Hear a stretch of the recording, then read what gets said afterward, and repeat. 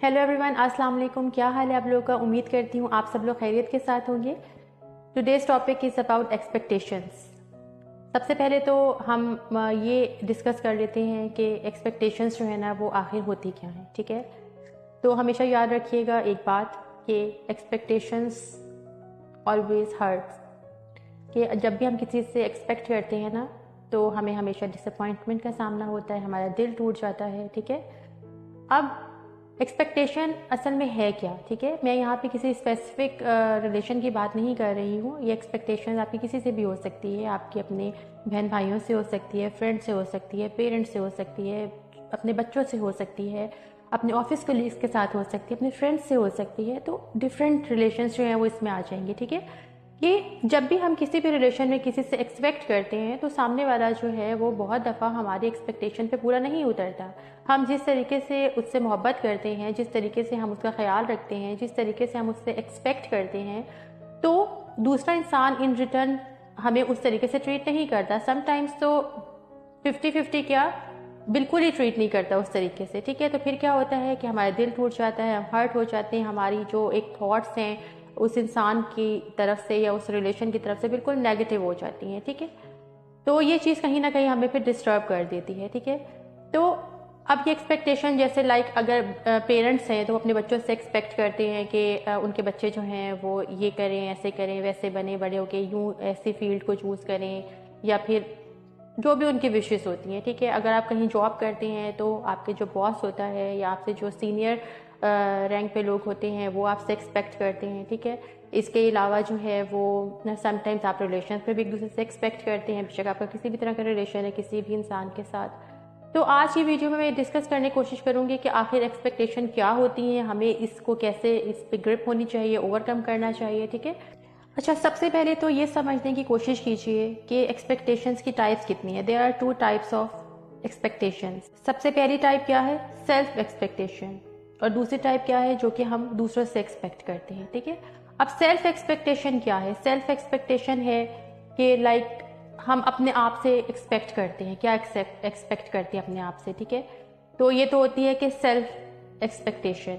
और एक होती है कि हम दूसरे से, सामने वाले से जो एक्सपेक्ट करते हैं। ठीक है, तो हमें जो ज़्यादा हर्ट करती है ना, समटाइम्स सेल्फ एक्सपेक्टेशन भी हमें हर्ट करती है, बट मोस्टली जो है ना वो हमें, जब हम दूसरों से एक्सपेक्टेशंस लगा लेते हैं, उम्मीदें लगा लेते हैं, अपनी खुशी और गम को उनके साथ एसोसिएट कर देते हैं, तो ये चीज़ हमें ज़्यादा हर्ट करती है। ठीक है, तो पहले तो आप ये समझने की कोशिश करें कि जिस सोसाइटी में हम रहते हैं ना तो वहाँ पे हमें माहौल ही ऐसा दिया जाता है कि हम एक दूसरे पे जो है ना वो डिपेंडेंट अपने आप को महसूस करते हैं। ठीक है, first thing is this that our society system teaches us dependency on one and other in a different veg.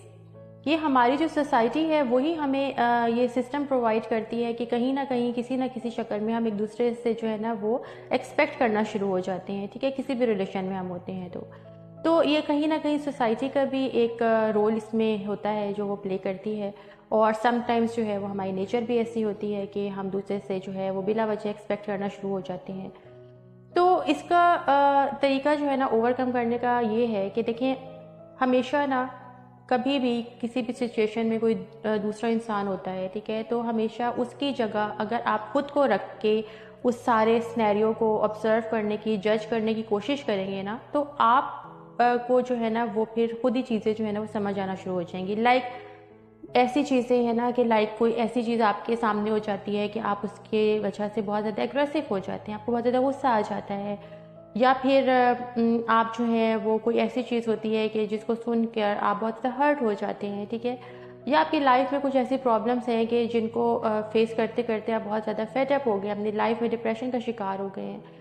तो यही चीज़ जो है ना वो सामने वाले के साथ भी हो सकती है। ठीक है, लेकिन हम सामने वाले की तो फीलिंग्स का कोई ख्याल ही नहीं करते हैं, और बस हमें ये कोशिश होती है हर इंसान को कि दूसरा इंसान उसको समझे, उसको सुने, ठीक है, उसको टाइम दे। तो जब आप दूसरे के शूज़ में खुद को रखने की कोशिश करेंगे ना तो तब आपको समझ आएंगी चीज़ें, और तब आपकी जो एक सारी जो आप दूसरे से तवक्को करते हैं ना, एक्सपेक्ट करते हैं, वो कहीं ना कहीं जो है ना फिर वो कम होना शुरू हो जाएंगी, क्योंकि आपको वो चीज़ समझ आना शुरू हो जाएगी कि अगर आप उसी माहौल में या उसी एक स्नैरियो में, उस सिचुएशन में होते तो फिर आप क्या करते। ठीक है। समटाइम्स ऐसे होते हैं ना कि हम किसी से बहुत नॉर्मली बात करते हैं, लेकिन दूसरा इंसान हमें बहुत ज़्यादा जो है वो गुस्से में या चिढ़ के जवाब दे रहा होता है, ठीक है। तो हम एकदम से जो है ना वो हर्ट हो जाते हैं। लेकिन हमें ये चीज़ थोड़ा सा इसको फिगर आउट करना ज़रूरी है कि सामने वाले की हो सकता है कोई उसके बैक ऑफ माइंड कोई टेंशन हो, कोई प्रॉब्लम हो, तो इस वजह से वो जो है वो ओवर रिएक्ट कर रहा हो, ठीक है। क्योंकि आहिस्ता आहिस्ता जब हम किसी भी रिलेशन में होते हैं, किसी के भी साथ रहते हैं, तो हमें उसकी नेचर का पता चल जाता है। एक इंसान जो नॉर्मली इतना गुस्सा नहीं करता, लेकिन कभी कभी वो गुस्सा कर रहा है, तो इट मीन्स कि उसके लाइफ में कुछ ना कुछ ऐसी हैपनिंग हो रही है कि जिसकी वजह से उसके मूड स्विंग्स हो रहे हैं, ठीक है। जब हम अपनी पर्सनैलिटी के मूड स्विंग्स को जो है ना वो समझ लेते हैं ना, तो फिर हम दूसरे को भी जो है ना ईज़िली समझ पाते हैं। तो हमेशा ये बात समझने की कोशिश करें कि जब भी कुछ ऐसी बात आपकी लाइफ में हो जाती है कि आप किसी की बिहेवियर से हर्ट हो जाते हैं, तो उस सिचुएशन में खुद को पहले रखने की कोशिश करें। इसलिए मुझे एक शेर याद आ रहा है कि जब भी आईना उठाया करो, पहले खुद देखा करो, फिर दूसरे को दिखाया करो। तो इसका मतलब यही है कि जो आप अपने लिए पसंद नहीं करते हैं, तो वो दूसरों के लिए भी आपको पसंद नहीं करना चाहिए, ठीक है। तो अपनी पर्सनैलिटी को जब आप अच्छी तरीके से समझ लेते हैं, तो तभी आप दूसरे को समझ पाते हैं। ये बहुत ज़रूरी है, ठीक है। तो अगर आप इस चीज़ पे थोड़ा सा ग्रिप हासिल कर लेंगे ना, तो आप अपनी लाइफ में ना कम से कम हर्ट होंगे। और दूसरा ये बात याद रखें कि देखें, अगर आप किसी के लिए कुछ भी अच्छा करते हैं, तो ये उम्मीद ना रखें कि दूसरा भी आपके लिए उसी तरीके से करेगा, ठीक है।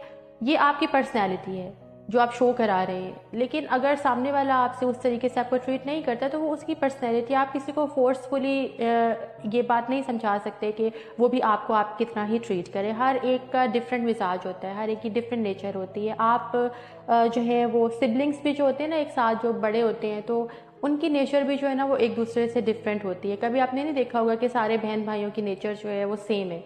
हर किसी की आदत, मिजाज और बात को सुनने और समझने का तरीका जो है ना वो डिफरेंट होता है। तो हमें उस चीज़ को जो है ना वो एक्सेप्ट करना चाहिए। अगर आप का माइंड जो है ना वो इतना मेच्योर है, तो तभी आप ऐसे कर सकते हैं। और लेकिन अगर आप जो हैं वो इमेच्योर हैं, तो ऑब्वियसली आप खुद भी डिस्टर्ब रहेंगे और दूसरे को भी डिस्टर्ब करेंगे। तो हमेशा अगर आप किसी के लिए कुछ भी लाइफ में करते हैं, तो ये कोशिश या ये सोच ना रखें कि इन रिटर्न आपको उसी तरह ट्रीट किया जाएगा, ठीक है। तो जब आप इस पे ओवरकम कर लेंगे, तो आप अपनी ज़िंदगी को आसान कर सकते हैं। और दूसरी बात ये है कि हमेशा कोशिश करें कि आप अपने ऊपर फोकस करें, अपने ऊपर वर्कआउट करें, अपनी क्वालिटीज़ पे फोकस करें, ठीक है। तो इसी से जो है ना वो आपकी पर्सनैलिटी में कॉन्फिडेंस जो है वो पैदा होगा, और आप लोगों पे कम से कम जो है ना वो डिपेंड करेंगे, लोगों से कम एक्सपेक्ट करेंगे। कहते हैं ना कि खुद से खुश रहना जो है ना वो इंसान को आना चाहिए। क्योंकि दूसरों से अगर हम उम्मीद लगाते हैं ना, या अपनी खुशी की कोई वजह किसी और में तलाश करने की कोशिश करते हैं, तो वो वजह जो है ना वो समटाइम्स हमें बहुत महंगी पड़ती है, ठीक है।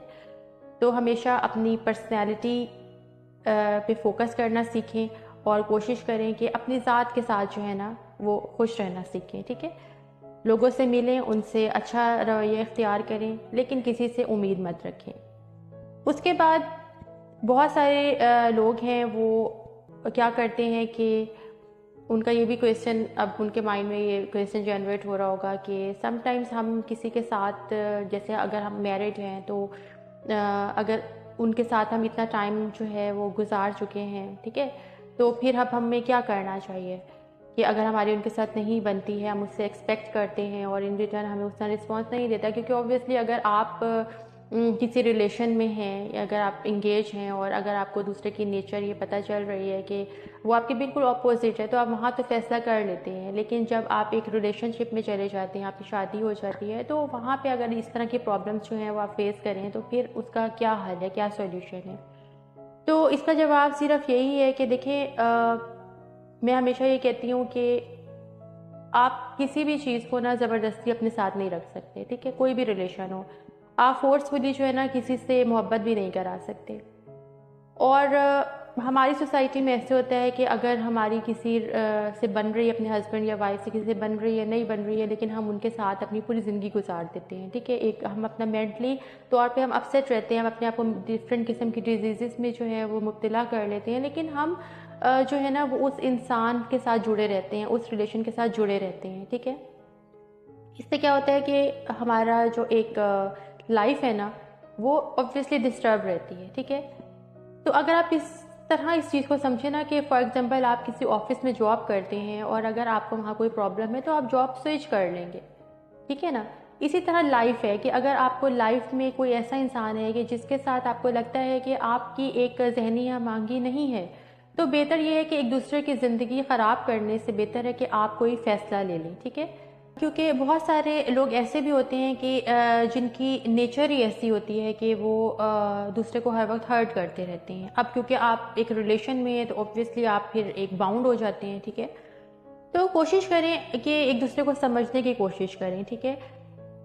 लेकिन अगर फिर भी आपको लगता है कि आप लोग एक दूसरे के लिए सूटेबल नहीं हैं, तो फिर आपको चाहिए कि आप कोई लाइफ में ना डिसीजन ले लें, क्योंकि ज़िंदगी एक ही दफ़ा मिलनी है, उसको हंस के गुजारनी है, रो के गुजारनी तो है। तो बेहतर ये है, समझदार वो लोग होते हैं कि जो फिर एक लाइफ में अपने एक सही टाइम पे जो है ना वो डिसीजन ले लेते हैं, ठीक है। ना अपनी ज़िंदगी को ख़राब करते हैं और ना अपने से जुड़े दूसरे लोगों की ज़िंदगी को डिस्ट्रॉय करते हैं, ठीक है। तो ये बहुत ज़रूरी है। और ये बात भी हमेशा याद रखें कि जो इंसान आपकी प्रॉब्लम में आपका साथ दे चुका होता है ना, तो फिर आपका रिलेशन जो है ना वो परफेक्ट होता है। क्योंकि ऐसा इंसान जो प्रॉब्लम में आपका साथ दे देता है तो वो कभी भी आपको फिर अच्छे वक्त में क्यों छोड़ेगा, ठीक है।